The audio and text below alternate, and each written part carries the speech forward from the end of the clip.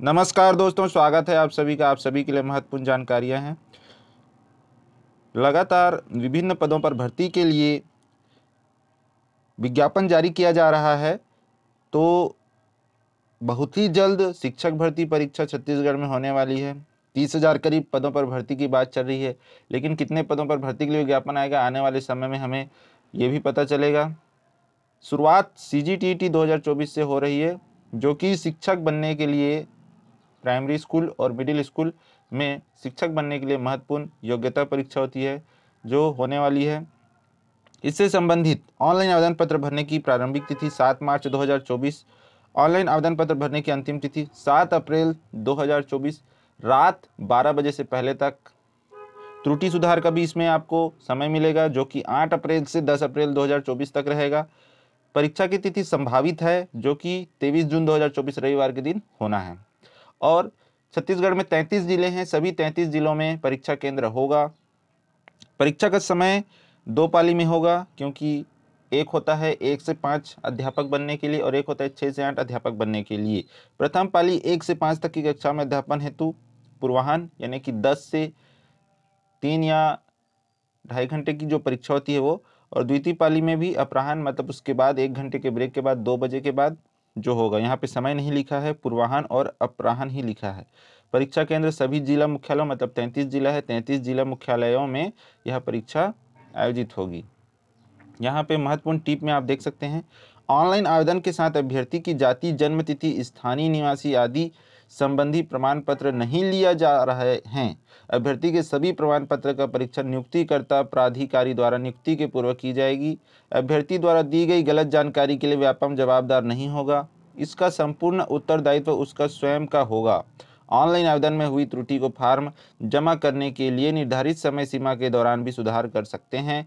इसके अलावा online form भरने की अंतिम तिथि के पश्चात भी 3 दिवस का समय दिया जाएगा। परीक्षा दिवस को OMR उत्तर सीट पर कोई त्रुटि सुधार की सुविधा उपलब्ध नहीं होगी। विशेष ध्यान देंगे, पहले OMR सीट में त्रुटि सुधार की सुविधा होती थी और वही अंतिम होता था, परंतु अब परीक्षा के दिन OMR सीट में आपको त्रुटि सुधार की कोई सुविधा नहीं है। आपको ऑनलाइन आवेदन पत्र भरते समय सावधानी से फॉर्म को भरना है। यदि कोई त्रुटि है तो उसके लिए भी 3 दिन समय दिया गया है, 8 से 10, उसमें आप सुधार कर सकते हैं। आवेदन पत्र को सफलतापूर्वक सबमिट करने के बाद उसका प्रिंट आउट अपने पास अनिवार्य रूप से रखें। आवेदन पत्र भरने से पहले विभाग द्वारा जारी पात्रता नियम को भली भांति पढ़ लेवें। महत्वपूर्ण जानकारी, पात्रता। आवेदन हेतु पात्रता के संबंध में SCERT के पात्रता नियम देखें। केवल वे अभ्यर्थी पात्र होंगे जो विभागीय नियमों में दी गई शर्तें पूरी करते हों। मात्र आवेदन पत्र भरना अथवा परीक्षा में सम्मिलित होना अभ्यर्थी को पात्र नहीं बनाता है, विशेष ध्यान रखें। क्योंकि आवेदन तो बहुत लोग करते हैं, परीक्षा में शामिल होते हैं, किंतु वो उनमें सभी पात्र हों आवश्यक नहीं है। परीक्षा में बैठने का मतलब ये नहीं है कि आप पात्र हैं, क्योंकि आवेदन लेते समय व्यापम आपके सभी पात्रता अपात्रता की जांच नहीं करता। पात्रता अपात्रता की जांच नियुक्तिकर्ता अधिकारी नियुक्ति से पहले करता है। ऑनलाइन आवेदन करने की विधि। ऑनलाइन आवेदन करने की विधि की जानकारी वेबसाइट के instructions to fill the form link पर उपलब्ध फाइल से प्राप्त की जा सकती है। ऑनलाइन आवेदन में त्रुटि सुधार की विधि। ऑनलाइन आवेदन की अंतिम तिथि के बाद अभ्यर्थी को भरे हुए आवेदन में त्रुटि सुधार हेतु निम्न निर्देश दिया जाता है। ऑनलाइन आवेदन में हुई त्रुटि को फॉर्म जमा करने के लिए निर्धारित समय सीमा के दौरान भी सुधार कर सकते हैं। इसके अलावा ऑनलाइन फॉर्म भरने की अंतिम तिथि के पश्चात भी 3 दिवस का समय दिया जाएगा। OMR उत्तर सीट में परीक्षा दिवस के दिन कोई भी त्रुटि सुधार की सुविधा नहीं दी जाएगी। ऑनलाइन आवेदन में की गई प्रविष्टि के अनुसार ही प्रवेश पत्र जारी किया जाएगा। प्रवेश पत्र संबंधी जानकारी। परीक्षा के लगभग 7 से 10 दिन पूर्व एडमिट कार्ड व्यापम की वेबसाइट पर अपलोड किया जाएगा।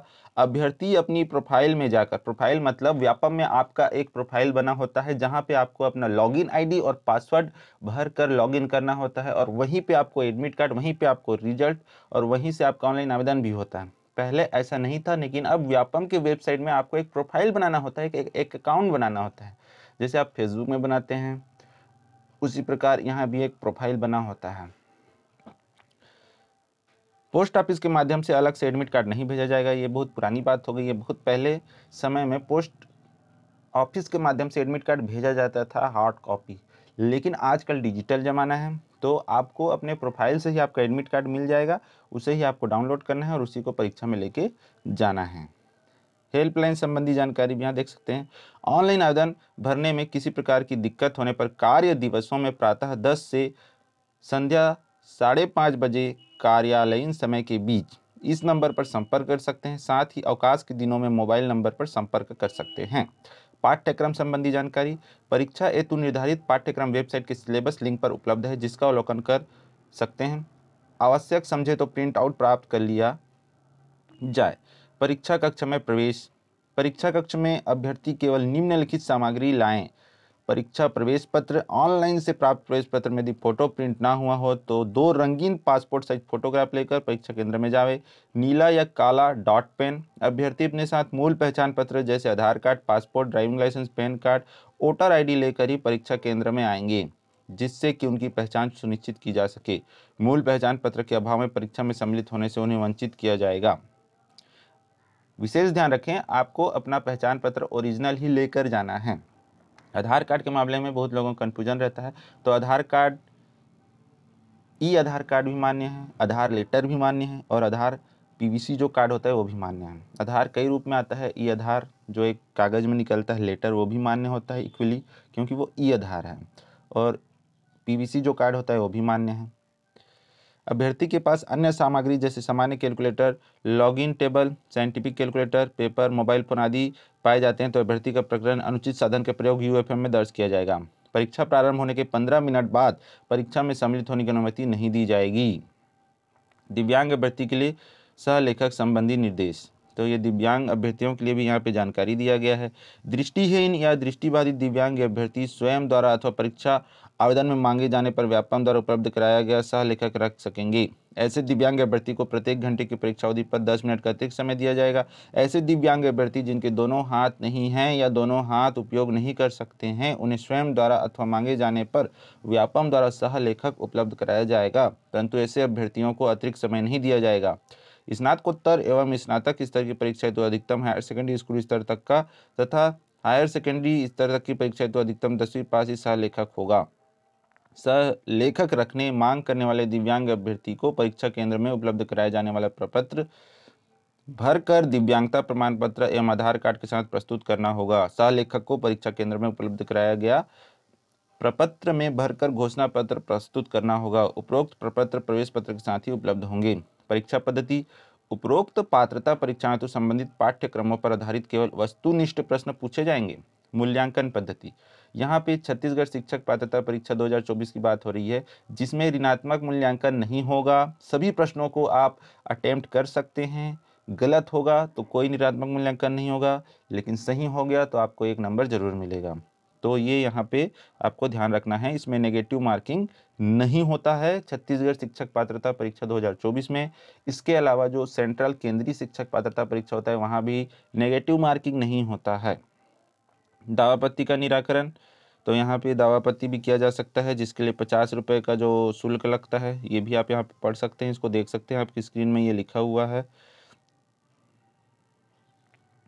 त्रुटिपूर्ण प्रश्न, उसका निरस्तीकरण बदले में दिया गया अंक, तो इसके बारे में भी यहाँ पे जानकारी, अगर कोई प्रश्न त्रुटिपूर्ण है उस पर दावापत्ति किया जाता है तो ये सब यहाँ पे जानकारी आपको दिया गया है दोस्तों।